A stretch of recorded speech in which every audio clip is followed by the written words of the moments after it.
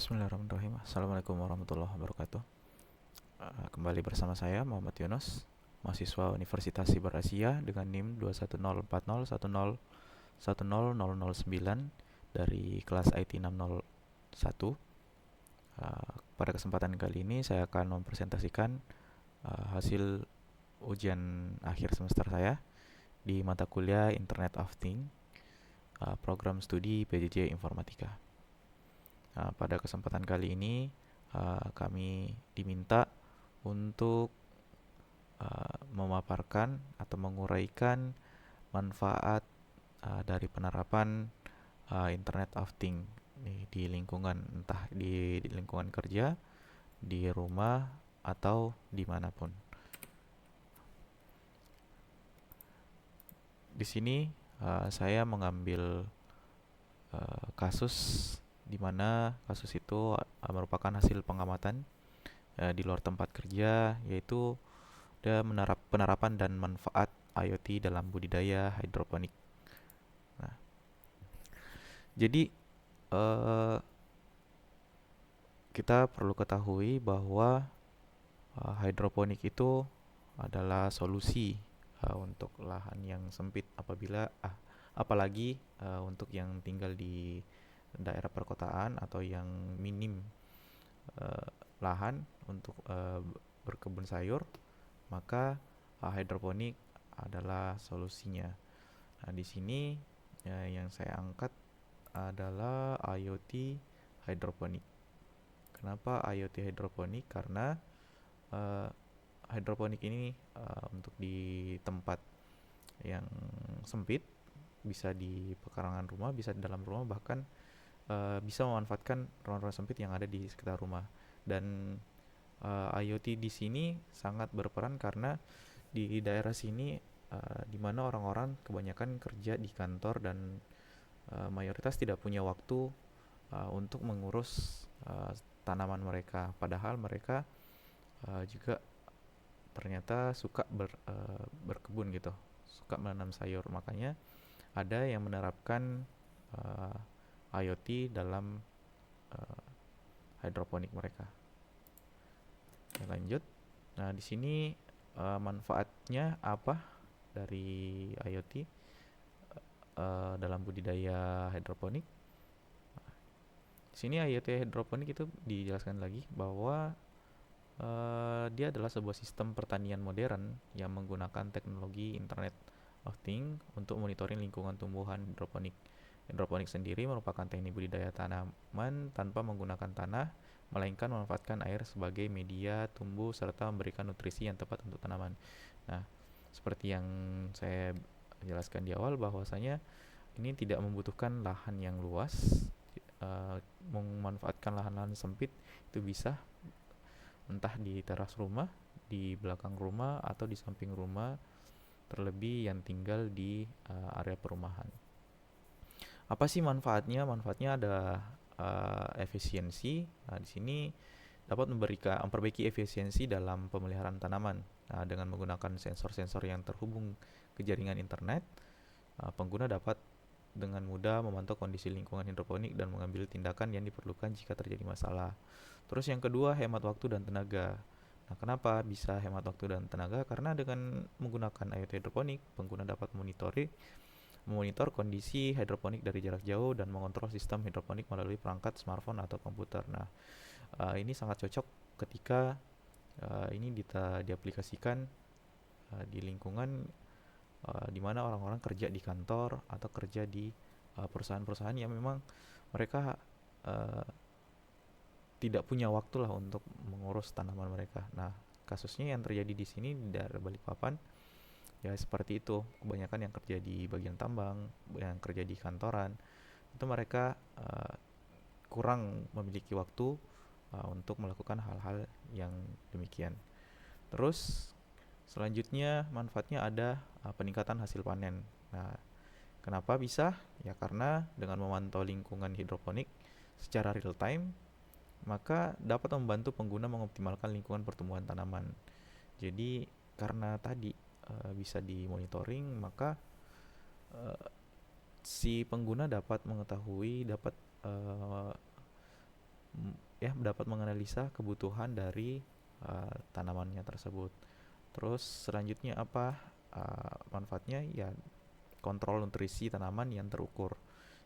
Nah, dengan pemantauan secara real time memungkinkan untuk mengontrol nutrisi yang diperlukan untuk tanaman, ya, seperti mungkin airnya mungkin pH-nya terlalu tinggi atau terlalu rendah, itu bisa uh, di dimonitoring, ataukah unsur-unsur atau zat-zat yang dibutuhkan tanaman sudah tidak mencukupi lagi dalam air, maka dengan memanfaatkan IoT tanpa harus buang waktu pulang ke rumah, dia sudah bisa melakukannya secara otomatis jika perangkatnya memadai.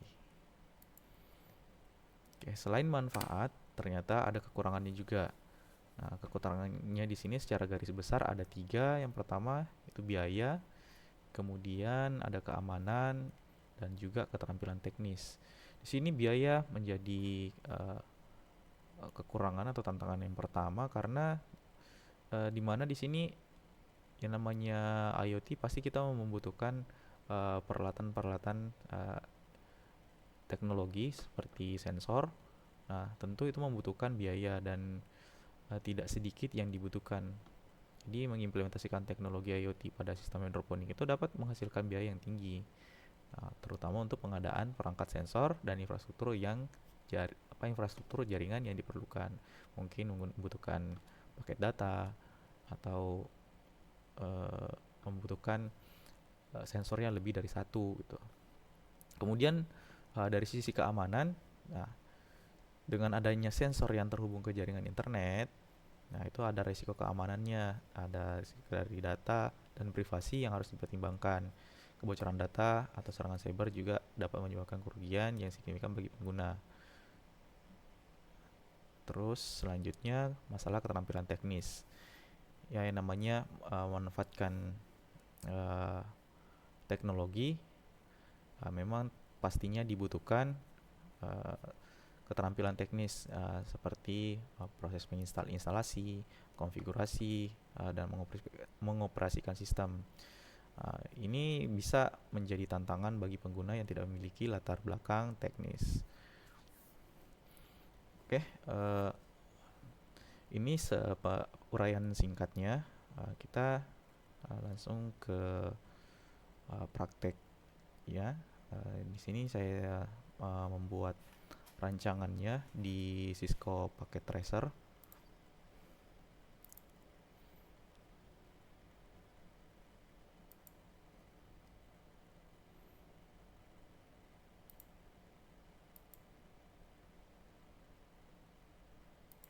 Oke, nah di sini sudah terlihat ya.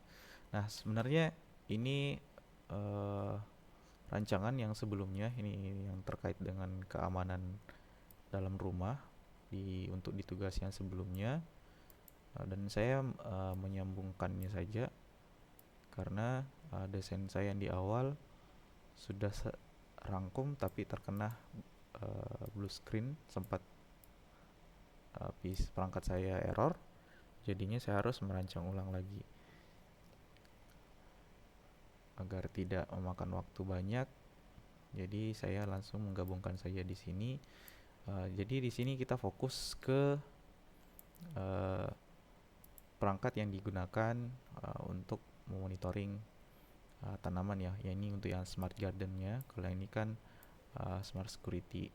Jadi smart home ini untuk security-nya, keamanan di rumah, dan ini untuk smart gardennya, ya, untuk kebun pintarnya. Nah, di sini saya cuma menggunakan 3 alat khusus, di mana di sini ada sensor ketinggian air, ini water level monitor sebenarnya. Terus humidity, ini untuk kelembapan, dan ini untuk penyiraman otomatis. Jadi sebenarnya kalau untuk implementasi yang sebenarnya di sini macam-macam yang bisa digunakan. Yang terutama adalah sensor kelembapan air, sensor ketinggian air itu diperlukan karena ini berkaitan dengan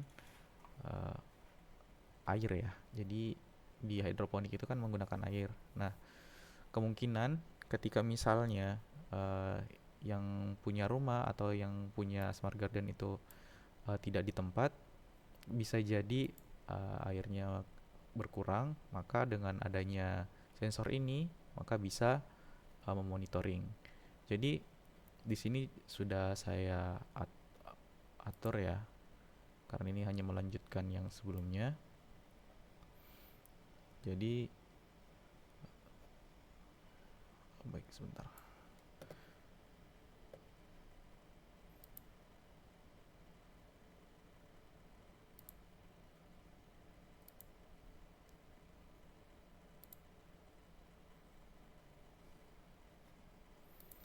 Nah, uh, ini untuk perangkat yang digunakan untuk monitoring. Dalam hal ini saya menggunakan laptop.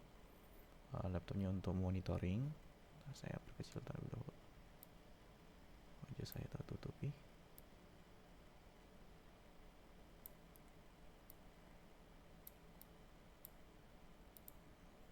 Oke. Nah, ini interface-nya dari laptop. Jadi ada dua cara untuk memonitor, bisa masuk langsung ke IoT Monitor atau bisa menggunakan web browser dengan mengakses server yang sudah dibuat. Nah, yang di sini yang servernya. Jadi saya langsung saja ke IoT Monitor.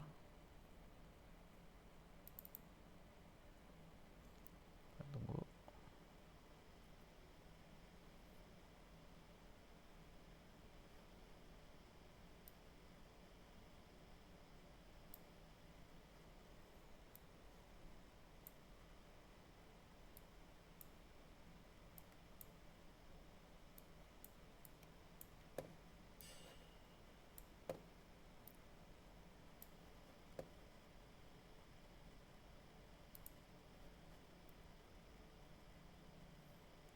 Oke. Oke. Nah, di sini sudah perangkat IoT ini sudah terdaftar ya di server. Di sini di mana ada sensor kelembapan ini, terus ada sensor ketinggian air yang ini, dan di sini ada penyiraman otomatis 1, 2 dan 3 ya yang ini. Di sini kita lihat bahwasanya semuanya aktif ya. Uh, dia aktif. Kenapa dia bisa aktif dan bisa mati? Karena saya sudah melakukan setting di conditionnya. Untuk conditionnya di sini ya. Nah, di sini ada 4 condition baru yang saya tambahkan setelah sebelumnya. Yang di atas ini condition untuk uh, security ya, untuk di rumah. Nah, kita lihat dulu ini di condition yang pertama saya tambahkan yang dengan nama keran nyala ya. Jadi di sini saya sudah setting. Jadi if atau ketika sensor ketinggian air ini water levelnya kurang atau sama dengan 10 cm, maka yang terjadi adalah penyiram otomatis 1, 2 dan 3 dia akan on. Nah, makanya ketika di sini sensor water levelnya ini di atas di bawah 10, maka dia akan menyala. Nah, kemudian selanjutnya untuk yang keran mati sebenarnya cuman kebalikannya saja. Jadi saya cuma mengubah di water levelnya, jika dia di atas atau sama dengan 15 cm, maka harus penyiraman otomatis ini akan mati. Nah, di sini kita bisa lihat di sini ini 7,92 angka tadi dia akan nyala, terus ini 20, 10 ke atas itu dia tidak akan menyala.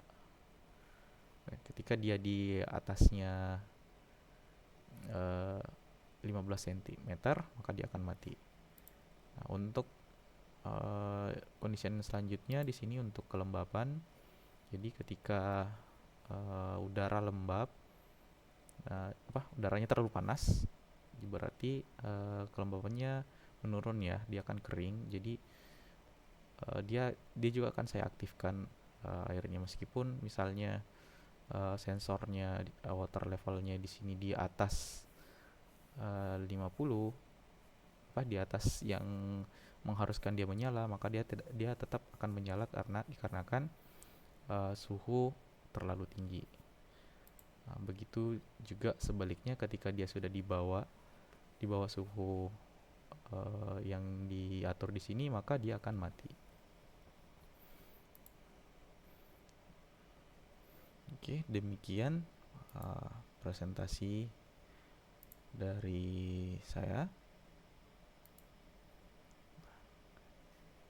Kita akan kembali ke slide-nya. Oke, terima kasih. Mohon maaf atas keterlambatan pengumpulannya. Ini melewati waktu yang diharuskan. Ini melewati 30 menit. Ini dikarenakan tadi sempat ada masalah di perangkat saya, dia terkena blue screen. Semoga bisa dimaklumi. Saya Muhammad Yunus, pamit undur diri. Komentar dan saran dari teman-teman atau Bapak Ibu dosen yang menonton sangat saya harapkan untuk perbaikan selanjutnya. Assalamualaikum warahmatullahi wabarakatuh.